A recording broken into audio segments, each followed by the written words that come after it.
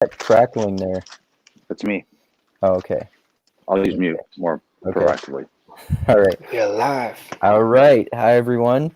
Welcome to another episode of the Mindgasms podcast. Really glad that Polish Christian Bale, aka Maciej, Skalkowski. Beautifully. Yeah, perfect. Beautifully. I love that. You suggested this topic, and we're going to do a few others that you suggested too. And for the three of us, including of course Jane Kennedy, who participates in the Postmodern Theology episodes and was going through the Cambridge Companion to Postmodernism with Tim and I on some episodes too. Of course, Chief Keefe, who we did another delusional episode with yesterday. And so yeah, we're going to talk about, I called it how the magic trick is done, because initially what Maciej had the idea to base this episode on was Bret Weinstein, and it seems like just social justice in general and culture, and just go from what happened with Bret Weinstein famously at Evergreen College, and then just go into the broader issues, I would say. But I'll let you start off, Maciej, just to go wherever you want to go with it, since you suggested this. Okay, wherever I want to go with this wonderful human being, could you just push him from my screen just for a moment to show, our anticipation of what's going to happen, right? I mean, this is Weinstein. This is how we look at Bret Weinstein. Okay, so first of all, I really like this dude. He has this wonderful thing that he always uses too many words in one sentence. Like when I'm listening to Chief Keefe, he always uses the minimal amount of words to be understood and to be on point. That's a brilliant thing. The thing about Bret Weinstein is that he uses very complex language, and perhaps maybe because of that, some people don't get where he is going. Other thing about Bret Weinstein is that there are just 2 or 3 hours of content on YouTube that actually say what he is about as a teacher, perhaps as an intellectual, or as a scientist. Yeah, if you think that his version of evolution is science. Okay, so he's widely known since 2017, I think. Yeah, that was 2 years ago. Probably around then. Yeah. Yeah, so there was this ridiculous debacle in Evergreen School, which is a social experiment, I think. That's what he is basically talking about. It's a wonderful school when he had a possibility to do a lot of stuff on his own way, right? And this was a wonderful experience of his life, and it lasted for a couple of years, like over a decade. Perhaps, yeah. Okay, and the problem was that students figured out that he is a racist, and he's talking about racist stuff. I mean, maybe, I don't remember exactly, but there was something like they didn't let him come into school because it was a day without white people. Yeah, I think it was that every year they have a day when Black students don't have to come to school if they don't want to. It's this sort of solidarity thing, honoring the oppression of Black people, I think, and it's a day of it's a day of abstinence or something like this. Yeah, based on a play it's based on a play where all the Black people don't show up, and then people are like, I need to get on my horse, but there's no one to bring me a horse. That's okay. I'll take the wagon. Oh wait, there's no wagons because there's no. And all of a sudden they realize that, surprise, surprise, Black people are part of society, and if you just randomly cut out part of society, there's consequences. Yeah. So they try. Indeed. And so I think they reversed that year, and he was unhappy about that, because instead of it being a voluntary thing where Black students didn't have to come to school if they didn't want to, they basically said white people are not welcome here today. I believe that's why. Do you guys think that's correct? That's why he had a problem with it? It was strongly suggested that was the thing. There's disagreements though, but basically they said unless you were an ally, you could kind of show up. So in all the official literature, it's hard to like track down an explicit place where that was said, but it was made quite clear that that was the understanding. And then when Bret wrote a letter, maybe 4 to 6 months before this event, he didn't realize that what would happen from that, because there wasn't much blowback, is that about a week before the event or a couple days, some other professors basically organized a mob to show up at his classroom, and that was kind of the tipping point that kind of cascaded into a lot of the other things that we know as the Evergreen debacle. But that was kind of one of the flashpoints that kind of got the activists up in arms. Yeah. And one of the interesting things you can see about that is Benjamin Boyce shows is he clearly delineates from other footages and events how even the previous year you have professors repeatedly actually saying, oh, well, you need to rebel against authority. You need to advance these narratives. These are all the complaints that the students would end up parroting a year later. They're all being told, this is what you need to say. This is how you need to act. And they're actually being told to do the very thing they end up doing. But it just kind of ends up kind of blowing back at those exact people. It's just really weird when you actually see how that ideology was created, and then the students literally did exactly what they were told to do as a rebellion against the people who told them to do it. It's just, from a psychological experiment side, it's really amazing the way this ideology gets played out in actual. It gets acted out by these folks. So one of the things he said was that actually a lot of those kids that just came there, when they were just asked by other people to go there. They had no idea who they are dealing with, and then you just realize that Bret Weinstein is kind of a nice Jewish dude. Yeah, he's just the nicest guy around. So what the fuck is going on? It was something like that. Yeah, but this Van der Clay guy that Shane just sent me like 2 hours ago, he said it beautifully, that this loss for Evergreen is just gain for all of us, right? Because he doesn't teach his students. He just goes around and he talks about all of his ideas that are actually quite great, which is not exactly true, because he doesn't create too much content. They're just a couple of hours of material each year. That's it. He started a podcast recently that he called the Dark Horse Podcast. I think they're I've only listened to one of the episodes, I think, but I believe there are 3 or so. I listened to the one with Katie Herzog because I heard her on one of Thaddeus Russell's episodes. I like this girl. She's okay. She's like a queer liberal who is ostracized by people on the far left because she doesn't follow the doctrine of their views enough. She's not queer, she's gay, and that's a problem, because I think that her understanding is something like Andrew Sullivan's understanding, that this LGBTQ plus XYZ movement is just all over the place, and the interest of transgender people are not the same of gay people. So basically, if guys start who are interested in wearing skirts change their gender, they are not gay anymore, and in the end you don't have gay people. So that's just all over the place. This type of things, they tend to it itself, it's like that Chappelle joke. It's like the L's hate the B's hate the T's, and the Q's just don't know what they're doing. Indeed, stuff like that.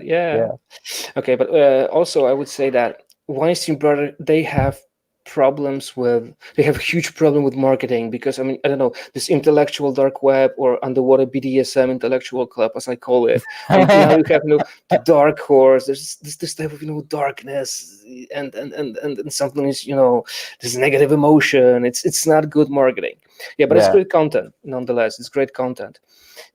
And okay, so basically what this Evergreen did, it was just pushed Bret outside of his school, and he always starts talking about anything from this perspective, right? He just starts that, okay, so my thing, what happened to me, shows that we have a ridiculous fuck up here, and we need to start dealing with that, and we need to diagnose what is going on. This whole video that I sent, that I just used its name in this illustration is how the magic trick is done. It's not exactly, I mean, what I was thinking in the first place, because I when I just rewatched all of this stuff, I just mixed up those videos a little bit. So he's talking about this magic trick. I think it's a magic trick of the left, of this regressive left, right? That they just try to trick everybody into their kind of thinking, and he kind of diagnoses what is going on. He diagnoses what is this regressive left, what is regressive right, and why progressive people or libertarian people, as he uses that, as he says that, which I don't exactly agree with. That it's a bad word. I think they should just come together. I think he said, doesn't he phrase it as libertarian left as opposed to authoritarian left, like yes. just in being anti-authoritarian rather than authoritarian. Yeah, and that's okay. So this is his diagnosis of all of this stuff, that you have this authoritarian people, libertarian people, and then you go left and right. And maybe I'll just search for this stuff in his video, and we'll just put it onto the screen. Okay. Okay, so this will take me in a moment. Okay. So basically this is okay. So this is where he starts. He says, what is this? Where we are, who we should just come closer to, who we should just diagnose our opposition. And basically what he does in the majority of his material, he's talking about this post Marxist, new world that is basically designed using evolution or selection theory, right? Natural selection theory, excuse me. Technology, innovation, all of those things that are supposed to change the majority of stuff that we do. And it's absolutely phenomenal how he approaches that. But maybe later I'll just come back to that, because I was talking for a while. Can I just interject for a second? He literally go. What he ends up saying is it's like, okay, so evolution. I'm doing a little bit of a caricature, but this is Bret Weinstein in a nutshell. Go. Evolution explains everything. Okay, but so all causality can be explained through evolution, but you need to step outside of evolution to rewire evolution, which essentially is self-contradictory. And then literally nowadays he's even going so far as to say what we need to do is we need to create a new religion, that because the old ones won't work. Why they won't work, he has like a couple examples that I don't really think address the issue. But basically what he thinks we can do is rewire evolution by creating a new a religion. And he's already started with his own family. So essentially what we're going to do is we're going to cast away an evolved religion or religions of traditions of thousands of years. We're going to create a new one. We're going to do that quickly because we're in a dire strait to rewire evolution, even though evolution explains all the wiring in the first place, and there's nothing outside of evolution. So I find it to be a very interesting paradigm when he starts explaining causality through evolution. But I find when he gets to his whole solution space, I do find it to be a little bit muddled. So it would be interesting later on if people would want to say what they think about what he proposes. And I just would really quickly like to add another idea, which is when you talked earlier about the way he talks about ideas using a lot of words. Like he would say things for like a year and a half. He was saying things like there's some part of the programming that can turn on that we don't want to turn on, and he would say it's like, and if that gets flipped, you can't turn it off easily, and it's really like a tripwire, and it's there no matter what, and I'm really concerned about the repercussions of this, and he would kind of allude to it, and I'm like, dude, just spit it out. Like, what are you talking about? Exactly. And then eventually it takes him a year and a half, and he finally says, oh, you mean if things get bad, people commit genocide and get tribal. And there's this, like, again, I like Bret a lot, don't get me wrong, but Bret has this weird thing where instead of actually saying concretely what he means and just saying it, he refers to it in the most abstract and implied way, and like leaves you to kind of read between the lines. And I don't quite know why he does that, or if he does it intentionally or not. But you'll often find that rather than just say what his abstraction would actually be in a concrete term, if you listen to him often, you'll see if he would just give examples of what he was saying and apply it to something, everybody would go, oh, that's what you're talking about. Instead, you got to really, really listen. And I think that's part of the reason why he actually would suggest creating a new religion, because this is just my opinion, is he understands dynamics very well, but because he's a professor, he's never actually tried to build something on that scale. And that would actually force you to take abstractions and implement them in the world. Like I do that as an entrepreneur, right? And when you actually do that, you have a lot more respect for shorthands, for what are those things called? Rules that are shortcuts. They're called, like, with an H, heuristics. You start to understand why a lot of things in reality are myths and stories and rules. Like all those things start to become a lot more understandable, because in the real world, you don't always have the time to map out your causal network and rationally deduce what would be the right impulse to, guide your whole system by. So anyways, those are just a couple of my thoughts about how he approaches evolution, how he talks about his ideas, and some of the strengths and weaknesses of his thing that he proposes. So. Yeah, that's really interesting. I think that, I don't know, I kind of think that maybe some of him, as you said, going on for a year and a half before explicitly saying what he means, that could be that he's just sort of thinking in real time, and maybe it took him a long time to come to that conclusion, or maybe he doesn't think the risk is quite as severe as you do. Like maybe he doesn't think it'll lead to mass genocide, or maybe he thinks it'll lead to civil war. In either case, like in my opinion, when people say things like it'll lead to civil war, which I see people on YouTube doing sometimes, like Tim Pool, for example, who I am a fan of, but I think he gets a little hyperbolic sometimes. But I'm not sure it's quite that severe. But then also, I think that that's interesting what you brought up about him talking about stepping outside of evolution, yet evolution is how everything emerges, and we need to create a new religion. That's interesting. I hadn't thought of that before either. And I wonder if part of that is because it seemed like, I don't know if you watched his debate with Richard Dawkins.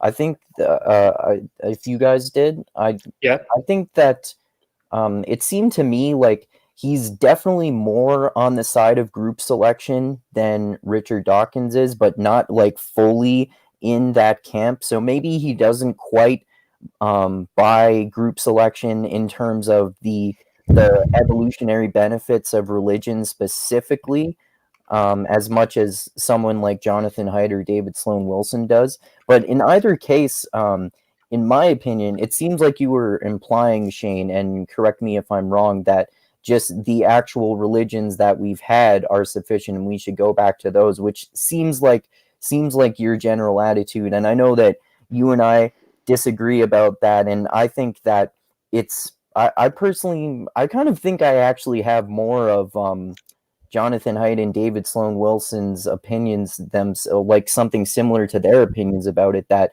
these religions can work really well for a lot of people, and so we shouldn't get rid of them. But then there can also be other different types of solutions for other people, like other ways of thinking where they can get the same benefits without those religions. But in terms of what you said about Bret Weinstein saying that we should create a new religion, I'm not so sure about that, or about how it would work, or whether we should do it or not. I don't know. What do you think about all that, Maciej?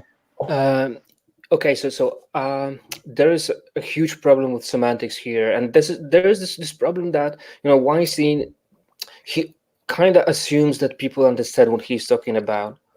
And also Eric does that okay, so we are beyond saving right now, and we need a huge innovation and a huge change of game plan in order to survive. So and these are those little things that are really annoying, and those things are ridiculously problematic in this sense that people misquote this dude all the time.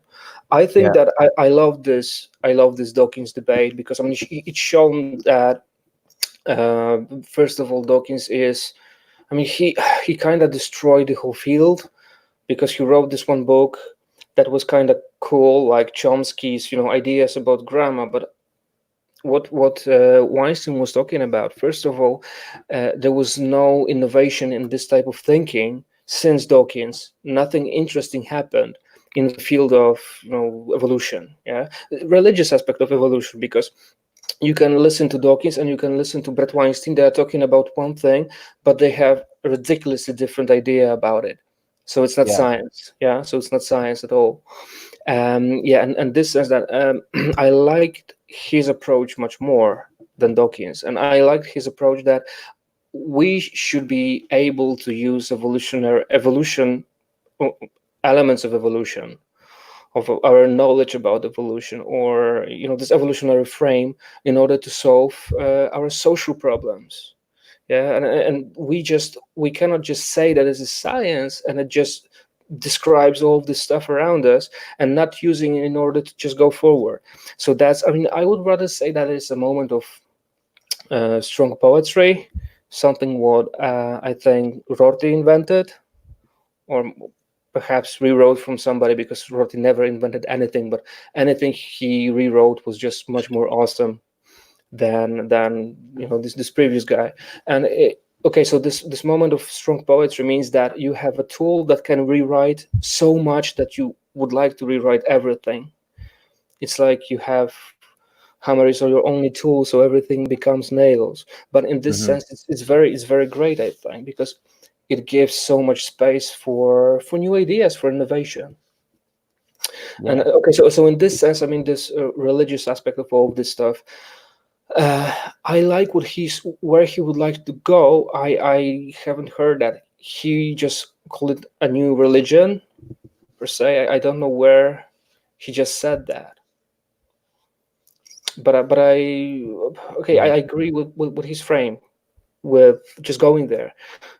If we just say that, okay, so there is some sort of dogmatic structures around it, and now we need to create this type of evolutionary thinking as its new version of Christianity, is absolutely not the case. If he's talking about stuff like that, I absolutely don't buy that. But as far as all of those things I was just listening to, I don't think so. You don't think that he suggested a new religion explicitly, or you don't think that it would work? Both. Yeah, okay. Both. Did he say that explicitly, Shane? I'll just interject. It was on the Unbelievable podcast, and he explicitly said a new religion, and he talked about his during like the Jewish thing where they light the candles during Christmas time. He talked about doing a secular lesson for each thing. So, and he used the word religion. So that's, I mean, I've seen almost everything, not everything Bret's done, but I've seen, like, I'd say 60-80% of Bret Weinstein videos that are out there I've seen, except maybe far leftist podcasts. So yes, he very explicitly said new religion. That's definitely the case. And he basically says that you can have a way, he thinks you can consciously direct evolutionary flows. Like human beings can intentionally do that, right? That's artificial selection. How dogs evolved. Yes, exactly. So we can basically do that. We can basically do that for ourselves. Yeah. Okay. Which at face value sounds like something that I would argue we've been doing for a very long time. I mean, that's if you believe there's anything called free will, if you believe in the logos, if you believe in, I mean, the oldest religious idea, like the idea of the word that created reality, that would be the same thing that a Christian conception would use. Anyways, so it's a very old idea that human beings would have the power to do that, right? So, I mean, he's repackaging it. So I don't. Okay. So I don't. I mean, I hope you'll take it at face value that I have heard that, and I am repeating that correctly. I'll take your word for it. Yeah. Yeah. Sure thing. Yeah. Nevertheless, okay. So what he talks about, what he's talking about evolution, is that if we understand, okay, so one of those things that he's talking about is that we do have this understanding of evolutionary frame that is so so sensible, I don't know, right now, that we can basically stop doing things that are driven by evolution. Yeah, so we understand that we have the capability of just doing things that are like non-zero sum gaming, right? He's talking about a lot of this non-zero concept by Robert Wright. Could you explain that concept a little? I've heard him Robert Wright mention that before, but I'm not actually that familiar with it. Mm-hmm. Okay, so I'm being all over the place a little bit right now, but my thinking is that we should understand what this evolution does with us, and we are strong enough right now to start creating a new reality that doesn't exactly that uses a little bit more of prefrontal cortex, that rather than listening to our organism, right? So there are those things in our brain, like understanding the idea of non-zero sum gaming versus zero sum gaming. So non-zero sum gaming is this idea that people evolved into places that they understood that they don't need to fight other people in order to grow. You can play games with other people that are beneficial for both parts, like trade, like economy, right? Like agriculture, right? Things like that. So yeah, okay, so I'm being all over the place, but that's basically what he's talking about. We do understand evolution, so we do not have to be slaves to those type of thinking. We don't need to think about with our organism, stuff like that, which is very close to my heart. I really like that. Yeah, and okay, so now I am thinking about this creativity that he has. I mean, that he's building this kind of project. Yeah, that's the word. So there's this project, and this project is first using this evolutionary frame. You just diagnose what's happening around you, and all of those things that you just build in order to survive, or all those things you just do in order to survive. And first of all, he understands that a lot of stuff that we are doing right now is just ridiculously unsustainable. And the first thing is economy, for instance, and basically the economical growth is something like heat created by the fridge. Yeah, in order to so from a economical point of view, selling a new refrigerator every year is a win. Okay, but a refrigerator that works 10 times longer than a previous one is a loss. While from the sustainability point of view, it's the best thing you can think of, right? Mm-hmm. Okay, so then he's just going into places like that, and what I just love the most about this dude is that he just talks about the whole economy, the whole way that we just do things between us is just screwed totally, and we should just start thinking about a totally new way of doing things, which is ridiculously adorable, and I just like it so much. I honestly like it so much. But how you want to just rewrite the world's economy in order to just create the sustainability. He's even so cute that he's saying that Mayans, for instance, they understood that they cannot overstep. They cannot just expand as much as we expanded with our economy, right? So that they built all of those pyramids in order not to have more kids, not to expand their little villages. And when there was a good year, when you had wonderful crops, you were just building those buildings a little bit more. And when you have a bad year, you just didn't build those temples. And that was this, in his mind, I mean, that was this project that he's talking about. And maybe perhaps this is this religious aspect of all of those little things he's talking about. Okay. So do either of you guys know if he actually describes any explicit solutions of that he offers, and if so, do you guys have problems with those? It sounds like you have problems with those, Shane. No, no, you didn't lose me. The issue I have is, okay, so you invent this new vocabulary of evolution, okay, and it's a very nice vocabulary. It captures a lot of dynamics, and it explains a certain type of biological change very well.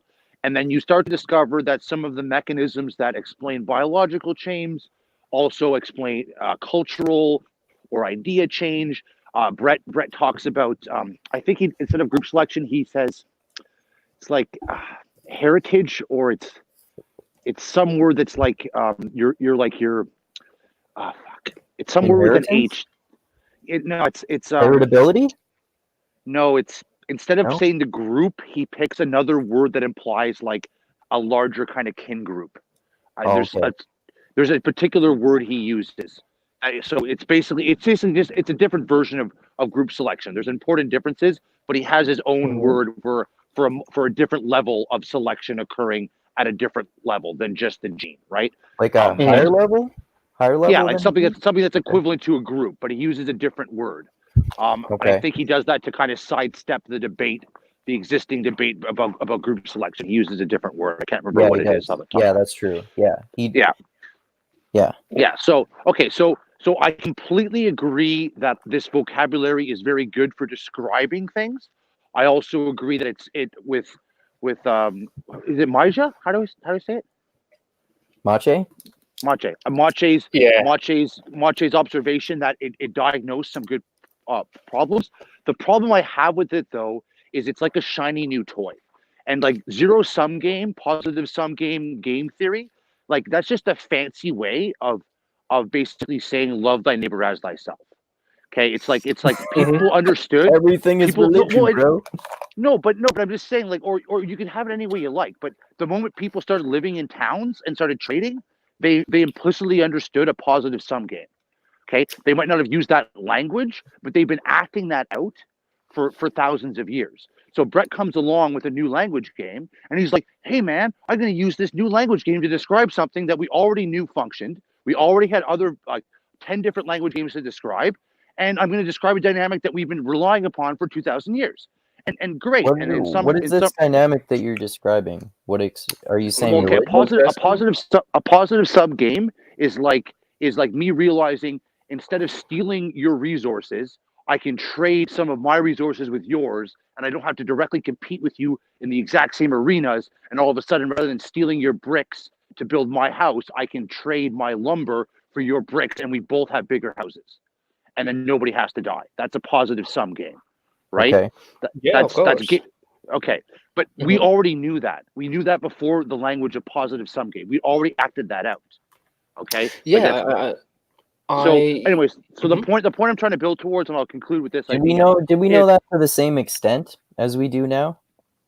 Well, yeah, I think so. I mean, we could argue the nuances, but different examples, and there's definitely going to be certain new insights you get from the new language game. I'm not denying that. But what the point I'm trying to drive towards is that where this breaks down is that evolution is a conservative thing. It builds upon existing structures. That's why the physical disgust, metaphorical disgust got layered on top of that. That's how evolution works, okay? So when you come in, like Bret Weinstein, and you say, hey, I have this fancy new language game. I'm going to use all new words and all new systems to do something we've already been doing for a long time. Like, that's just so inefficient, and that's not how reality works. I don't think he's necessarily saying that we should use a different language game to do the same things we've been doing for 2,000 years, though. I think that, like, it seems to me that one of the points he's making is that he literally wants to use his ideas in an evolutionary way to build on those existing structures. And unless you think he's arguing for the abolishment of religions or ancient cultural practices. It doesn't seem to me like he's arguing for that in like the way that a militant atheist might. It doesn't seem like he is to me. Well, I would just put forward that he's a little bit naive, because I think he basically he'll say, because he has this idea of metaphorical truth, right? So he'll basically say, okay, I'm Bret Weinstein. Maybe I've spent an entire afternoon studying religion, okay, and or maybe I've done that 10 times. So I'm going to reduce all of religion to metaphorical truth. I'm going to have some platitudes about how it's useful, but I'm going to say, by and large, it's completely unequipped to deal with modern problems. I'm going to say that explicitly, and then I'm going to suggest what is exactly? Sorry, he explicitly says that he doesn't define exactly what the fundamental change is, but he says repeatedly there's some fundamental change in reality that basically means somewhere between 60 to 95% of traditional wisdom or traditional religion or all those structures is now obsolete, or if it's not completely obsolete. Yes, he does. He says that the current challenges that he thinks will most likely kill us, he says it repeatedly in multiple venues. He says the challenges are so severe we probably can't overcome them, but we certainly can't overcome them with the pre-existing structures. There needs to be this radical new evolutionary paradigm needs to parachute in and change these systems, or we're fucked. Well, it seems to me when he's talking about that sort of thing, like the pre-existing structures, it seems to me like a lot of the time when he uses that type of language, he's talking about government structures as well. Like in one of the videos I was watching, he was talking about how he's a progressive but he thinks that in the way that he's different from other progressives is that he thinks we should use the existing structures to make them more efficient from the inside out, rather than dismantling the structures and building new ones. Well, that's what I would say. So I'll just conclude with this sentence, which is, I sometimes feel like he doesn't appreciate to what extent you'd have to do exactly what you just said, and to what extent, as for all his fancy talk, there's no evidence of anybody building something like he's describing. And in fact, he even tried to do it with a bunch of smart people, and he even talks about it after that big protest in 2008, 2009. He actively tried to build what he described with a whole bunch of other brainiacs, and nothing came of it. So tell me more about this. I haven't heard of that he actually tried doing that. So what he did is, he was really big in the Occupy Wall Street movement. Okay. So he would have talked about this in his early days when he first came on the scene. So you'd have to go back to like right after the whole Evergreen thing blew up. And he was talking about, this is when he was very coy about what the problem exactly was. And then eventually he came out and said, we're going to blow ourselves up. We're going to get tribal when things get bad, and we're all going to kill each other. It took him a year and a half to say that. So he said, there's this problem out there, and we tried to solve it. After Occupy Wall Street, we all got together, and he had some sort of, because of the Weinsteins, they had some sort of cute term for it. And we had this cute term for what we were doing, and we had this cute term for the grief, and we all kept meeting for years and years and years, and we were trying to build this thing, and then just nothing came of it. And like he didn't go into a whole bunch of detail, but the only reason I bring that up is from an empirical standpoint, built like the same problem that Hunter had with mixed mental arts, building a community that is underpinned by an idea set, that has a way of acting itself out, that has a way of including new people, has a way of galvanizing around a goal, like in a height sense spin.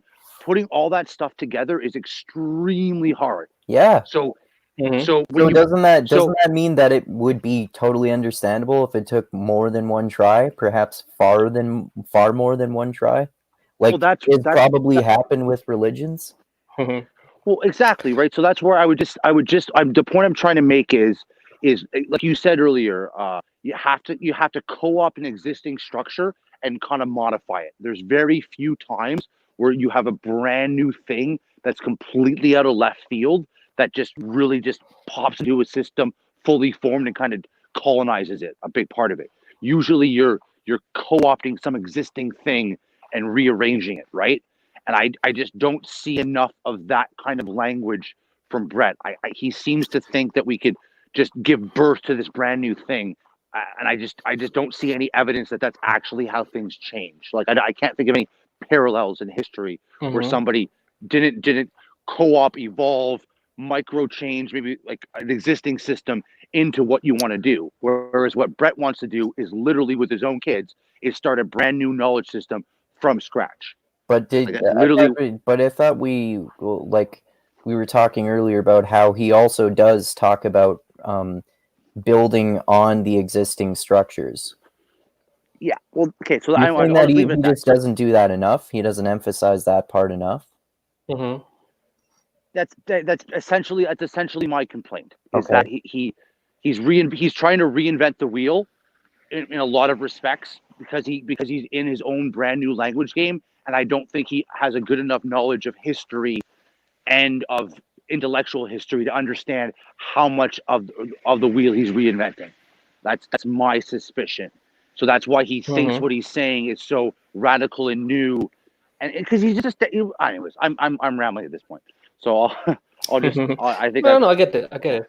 You know what? I would agree with a lot of what you're saying here. I mean, first of all, I think that what he's doing is basically finger painting. It's just such a first stage of all of this stuff. And second of all, I mean, talking about religion is not even the most important thing here. I mean, what he's talking about economy is just it's ridiculous. Yeah. But basically, we do not need Wall Street at all. I mean, I totally agree with this guy. I mean, this is this artifact. You know, the whole economical system is just economical system. Excuse me, it's just an artifact. It's a model of created by Enlightenment, and it should be ridiculously rewritten. Yeah. Especially after 2008, right? I mean, the system collapsed. Homo economicus too, right? Which is not how humans behave. I'm sure I'm massively oversimplifying the problem. I'm not saying that's the only problem with economics. But imagine you're just rewriting all of this stuff in a situation that people in Washington have no fucking idea how this whole stuff works, and they cannot even touch anything on Wall Street. It's just ridiculous. But again, I would come back to this point that Weinstein brothers are just the worst marketing guys on the planet. Yeah, because I have a very strong feeling that he addresses all of the stuff that you are talking about, Shane, and but it's just you just lose those things. I mean, when I was listening to this 45 minutes, don't remember the title of a video, when he's just basically stating all of these elements of his idea of his program. He says that he hates utopian ideas, that they are just the worst things that human beings ever just created, and he's showing this mobile phone created on a Raspberry, and he's saying that, okay, so this is how we iterate things, and we just do things, and then we just come back and rebuild those things because they never work. You must iterate, you must evolve, and in this sense, I don't believe that he's thinking that you will create a new paradigm, but that is based on evolution without this evolutionary, reiterating every single thing you are doing. Yeah, but again, I mean, I have this problem that people attack this guy on this language level. He's not doing something properly, because I mean, you're not the first person who does that, and I get that, it's not just the most concerning thing for me, as I'm not a religious person, right? But what I think about religion, and what I think about his way of doing things in a religious terms or frame, is that science is a system that you use using your knowledge. Religion is a system that you use in spite of knowledge you don't have. Okay, so he's just looking into this on this planet. Religion is the way of implementing values. Religion is a way of implementing values in a community. So like when Bret Weinstein, well, this is important though, because what Bret Weinstein said, he wants to make a new religion. What he means is we have these values we want to direct evolution towards. We need a system for implementing that in the culture. That's what his goal. That's what. Well, do you think that he shares your definition of religion? No, though? Like I totally get it, but I don't think. But that's exactly what he's describing. That's like when he says religion. That's not all that religion is either, though. It's not all religion is, but that's. Sorry, we're kind of talking over Maciej here. Mm-hmm. No, I get that. I mean, yeah, and perhaps you're right, and perhaps he's just trying to have a cake and eat it in the same time because he just wants to have. He wants to go into the position of Christianity. So so we want to make this emotional thing. I'm thinking about. I mean, in my sense, I mean.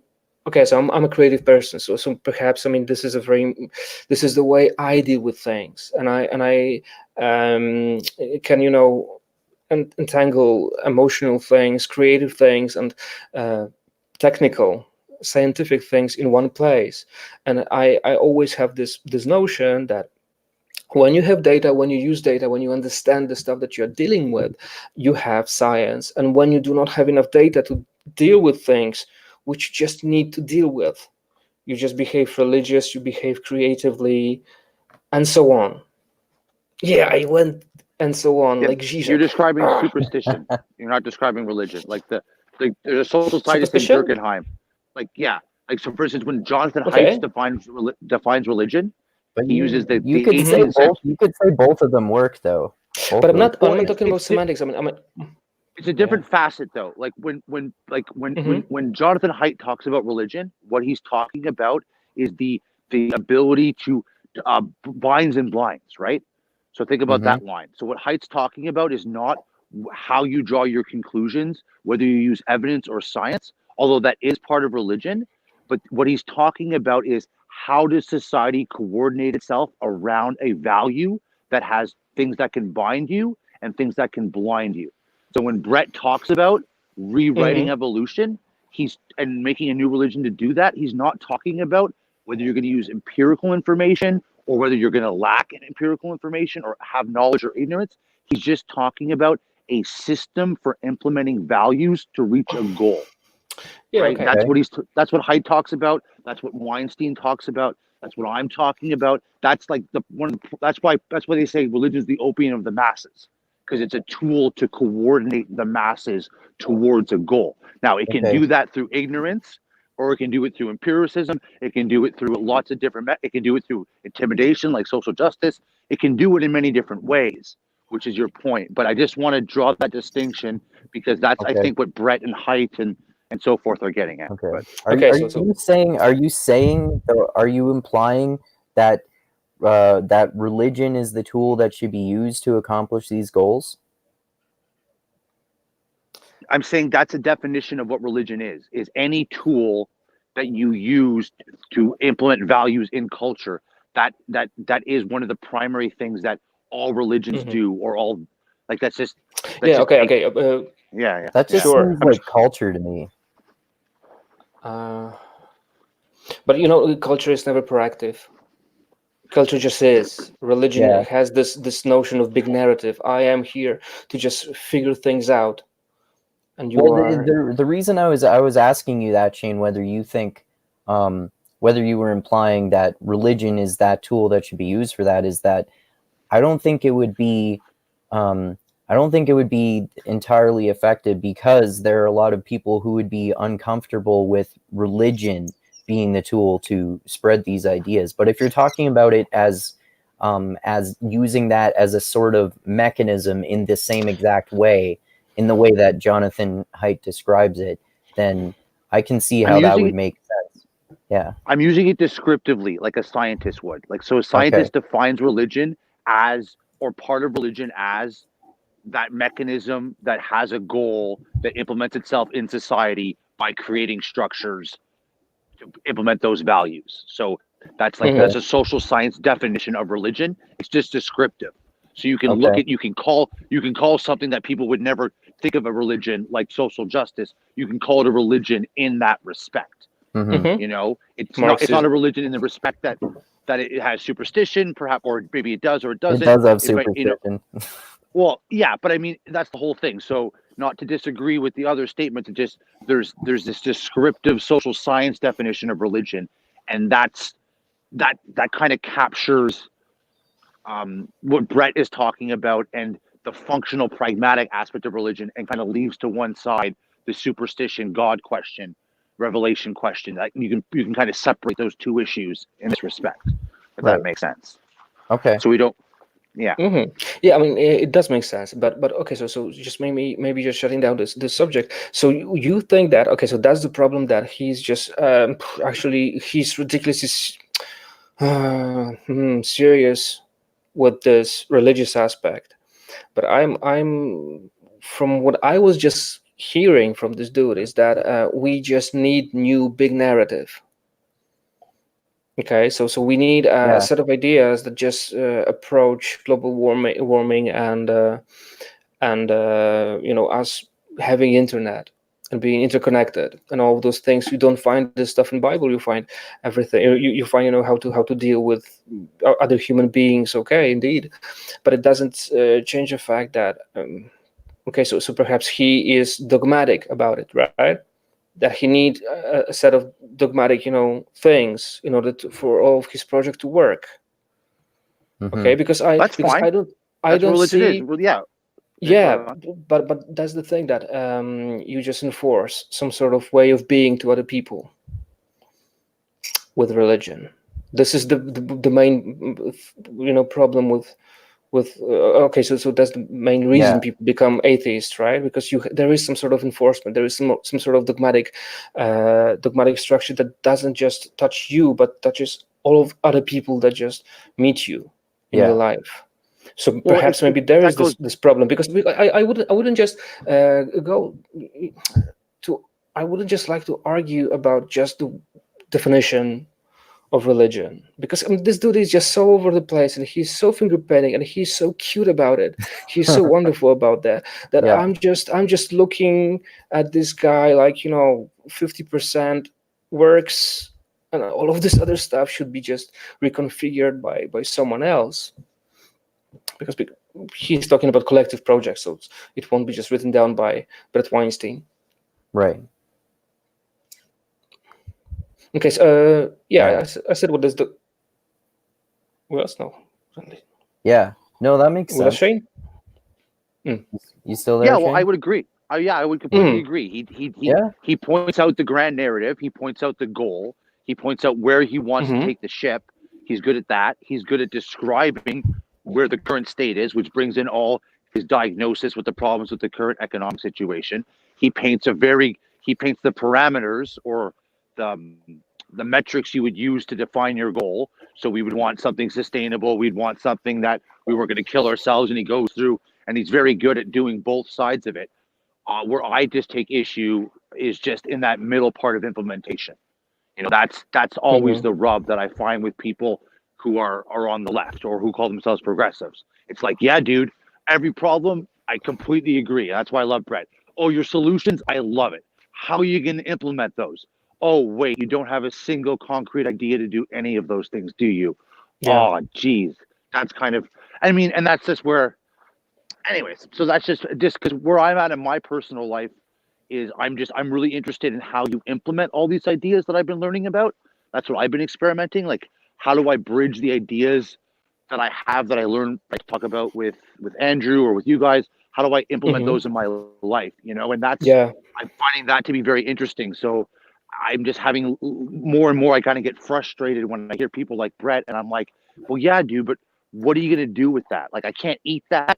I can't go out and build that. I can't go out and make that. I can just, only thing I can really do about it is talk about it. Why don't you help him figure that out? Well, because I think he's reinventing the wheel. If your goal is to socially coordinate people around values, it's like that's what corporations do. That's what civil society does. That's what religions do. Those are what clubs do.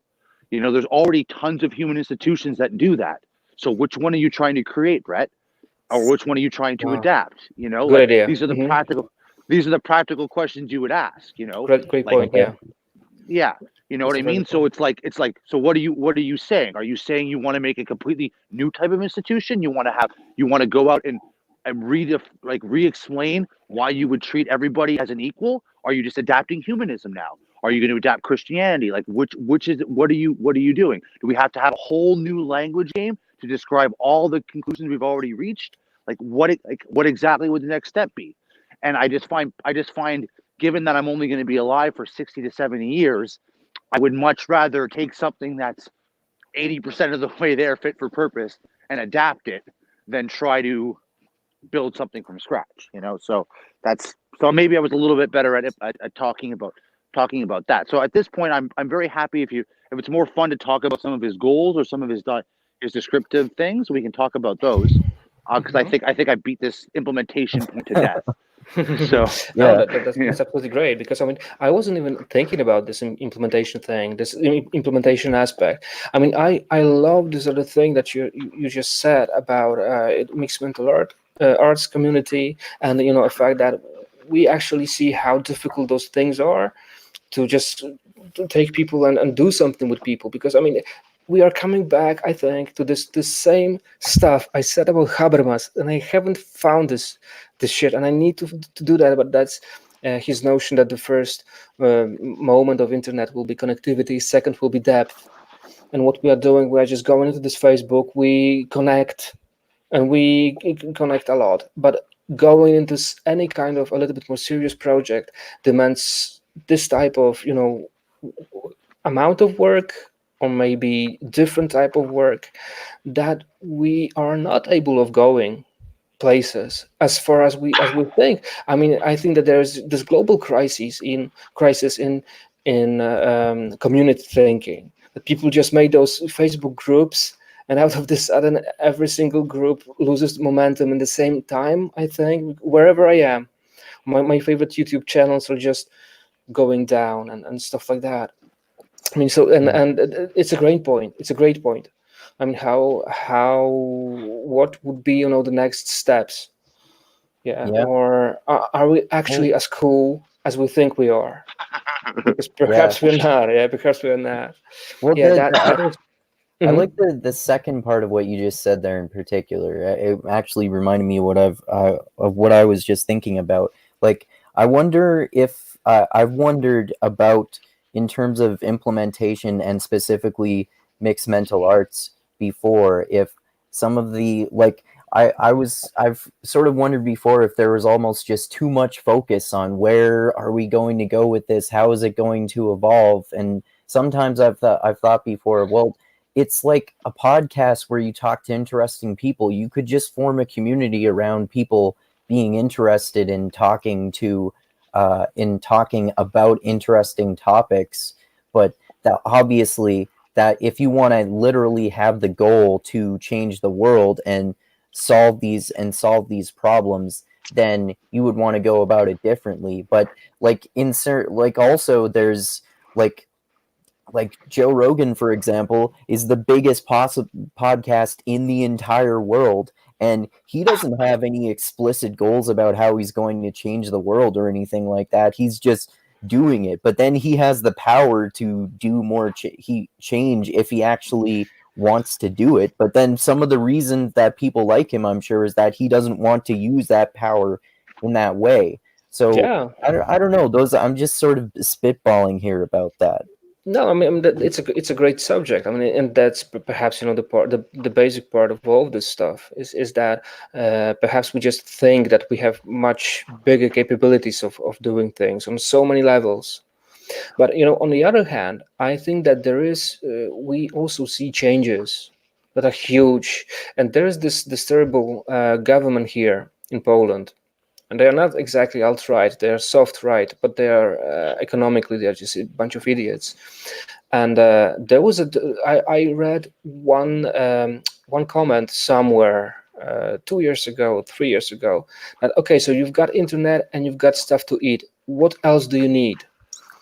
And it was a little bit of a bomb, because you see that, the millennials are the first generation that is economically much worse than the previous one, because of many reasons, and it's global phenomena. It's ridiculous. In Poland, baby boomers were able to buy out their houses, which were social, a part of commune, and they were state houses for 10% of the value. So you have one generation that has a, let's say, $200,000 apartment for 20,000, bought for 20,000. Okay, so you see those fuck ups in economy perhaps might be the first place where people just stop caring about stuff, stop caring about having an apartment, and basically we're just buying stuff that doesn't exist. We buy likes on Facebook. So on one hand, I said that maybe we're not as big as we think we are, but on the other hand, I do see some possibilities in one generation, and possibilities of change, possibilities of movement towards those things.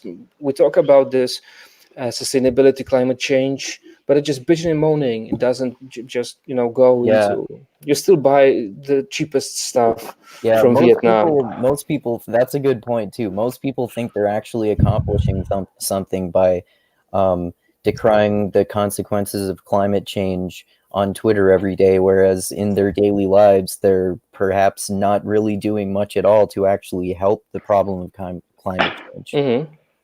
I have to take issue with the implicit criticism of Greta, whatever her name is. Greta Thunberg? Jesus Christ! I think that woman. I think that woman is a hero, and any idea that bloviating and Aspergering in front of a large audience doesn't save the planet, I find offensive. And have I harmed you? I'm not going to say it's hate speech, but I'm definitely going to say it's violence. For you to imply that Greta is a completely useless rain dancer, but I just think it was important to say that. So, okay, I hear you. I acknowledge your pain. The most beautiful, and maybe it was in MMA. The most beautiful meme about Greta is that she's bitching and moaning about she's not going to school and bitching and moaning until the whole planet changes climate for her to come back to school, stuff like that. But it was really wonderfully written. I just watched this stuff, but I cannot just find it here right now. Right. Yeah, she's wonderful. Yeah, she's some sort of a symbol of all this stuff. Yeah. Indeed. Yeah, but you know what I think about Bret, I think that he's a poet more than anyone else. Yeah, and this is a guy that just shoots those things, around. Mm-hmm. Perhaps maybe like, no, usually it's not a good comparison. And I just love that there are this type of people. It's very European, because in Europe there is this thing that you had a very high quality of done by people that were ridiculously inefficient. I mean, perhaps maybe this whole debacle with postmodernism comes from that English spoken people don't get it, that you can't just bitch and moan about stuff. You can just talk for the sake of talking, and this is where Foucault is the best. Yeah. While doing stuff like that, Derrida is all over the place all the time. I mean, and these are wonderful things. And in this sense, I'm glad that this guy just throws this stuff out there. Yeah, that's true. Like, if it's important to talk about subjects too. Like, that can be the first step in leading to making changes. If no one's talking about it, then presumably it would be much more difficult to get anything done about it. Indeed. What do you think about that, Shane? I don't know. Like, we're lost. It depends what you're trying to do. Like, if you're trying to have a good time and you're just like you want to verbally masturbate, then yeah, throw on the Foucault. Verbal masturbation is awesome, man. I love it. Yeah, let's do it, right? Mm-hmm. But I mean, like, there's like a dissonance between, and maybe like, for instance, here, I'll say this, okay? Hearing people like Bret Weinstein be so unrealistic and poetic, let's say, about certain things, like, really just grinds my gears and forces me to be even more pragmatic and implementation oriented. So he's kind of feeding me a milieu of ideas that I'm going to try to turn into something that I think's more practical. So in that way, his poetry is influencing my carpentry, let's say, Okay. So, I mean, it's all part of the beautiful, that's a big part of what I think New Center is. It was the idea that you have all the people in their own little slot, and by everybody doing their own little slot, some people being creative, some people implementing those ideas, some people just you know, you end up, you know, pushing a center or the next phase of reality forward, right?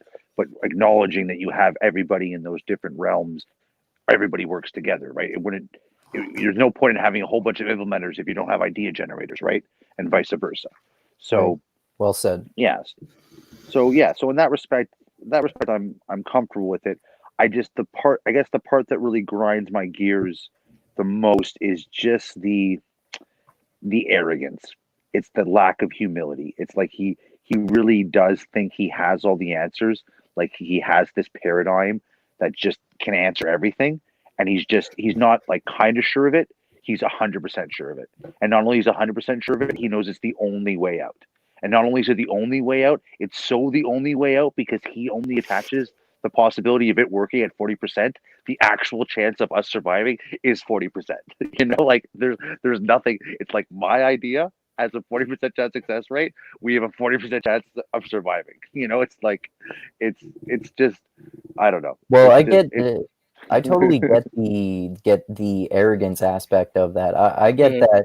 I get that impression in general about people in the intellectual dark web. Although, like you guys, I'm definitely fans of a lot of them, like both of the Weinstein brothers, for example. But that is one of my criticisms about them too. They seem to sometimes think that they're more self-important than they are, and that they're doing something more important, and they're just in this rebellious struggle more than they probably actually are. But I don't know. It doesn't seem. Are you sure that that Bret Weinstein is that sure about his solution being the only one and it being the right one to implement? And he said all that. Listen to him and unbelievable. Okay. He'll. This is the way the conversation would go. Bret, couldn't there possibly be another way? It's like, I would love to be able to tell you that there is, but there isn't. This is the only thing. That was the best Bret Weinstein impression. He'll literally go. You have to talk in a much more robotic voice in the way that you're saying things, and you have to be much significantly more verbose and obtuse, as we mentioned earlier. You raise a possibility that I would love to consider as achieved, but I'm gonna have to say my original diagnosis is correct. We're fucked. You know, like it's just you have totally Bret Weinstein impression. That's a perfect. It's exactly what it's supposed to be. Jesus Christ, beautiful. I try. Beautiful. Yeah, guys, right. You know, I think that we could just try to wrap it up somehow because it's 15 to 5 a.m. Oh, okay. In Poland, yeah, so for sure, man. I need to go to sleep, and I'm just kind of. Did we win with Bret Weinstein? Did we lose with Bret Weinstein? I think we raised some interesting pros and cons about him. I think it was good. I think we teased out some nice things about what he says and some So I think we did a good job of mapping that space. Yeah, I think so. Yeah, for sure. So some other things to come. I think. Yeah, for sure. We can do those other 2 episodes that you suggested. I mean, these were just ideas. If you have anything else, I mean, woke movies would be great. Yeah, I think woke movies, but how many? I gotta watch some of those. What's a woke movie? Okay, Shane, I mean, we could do the next. Maybe we could try to involve Dusty and Chris James in one and do like Mindgasms movie chat on one of those. That would be awesome. That would be absolutely awesome. I mean, the Captain Marvel, those. I mean, Ocean's 8, Usual Suspects, Ghostbusters, right? All of the stuff. You've seen any of those guys? I haven't seen any of them yet. No. Captain Marvel, I skipped. I've watched. I know the basic plot from what's the Screen Rant, the pitch meetings. I watched the pitch meetings. Honest trailers. Oh, okay. No, there's pitch meetings. It's the funniest thing about movies ever. Okay. Pitch meetings. You haven't seen pitch meetings? Oh my god. Pitch meeting. Give me the. Yeah. I just took. Meeting. I just decided what you guys are doing with 5 hours of your next day. Nice. We watch one pitch meeting every single, absolutely funny. If you love film, it is so. Yeah. Wonderful. So, no, but so with those big eyes videos. But yeah, just let me know which woke movie I'd have to go. I actually kind of like Ghostbusters, to be honest. I don't know what the big kerfuffle was. Like, it wasn't great, but it wasn't bad. Okay. Ghostbusters, you tell me? I mean, the problem with the wokeness. The wokeness. I don't see any wokeness in the Ghostbusters. Exactly, and that's. I mean, my thinking is that there's this problem that Hollywood is just going into this wokeness, and it is absolutely not structural for a movie. Okay, so it's just pure ideology because it doesn't come from storytelling at all. It is just the simplest pitch. We have this successful movie, and we'll do it with girls. And this is exactly where all those people are going. And obviously, I mean, the most wonderful movies are ridiculously feminine that I've seen last couple of years. I mean, Annihilation is a masterpiece, I think, and which is basically about a movie about femininity. And it's just whoa, one of the most beautiful things ever. Yeah, so it might be interesting, but I mean, my approach was with this Brie Larson person. I just want to show the world that every girl's dream is to become late Bruce Willis. I don't give a fuck Bruce Willis, because this is exactly what she was doing in this movie.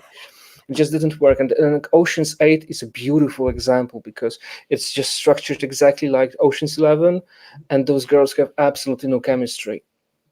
And you might say that first of all, the screen was terrible. The script was terrible, excuse me. But you may say that girls always create chemistry differently than guys do, or stuff like that. Okay. But I don't know. It's potent. You can go into so many places with all the shit. You might see. Right. You might see. Maybe you'll just figure out something more interesting.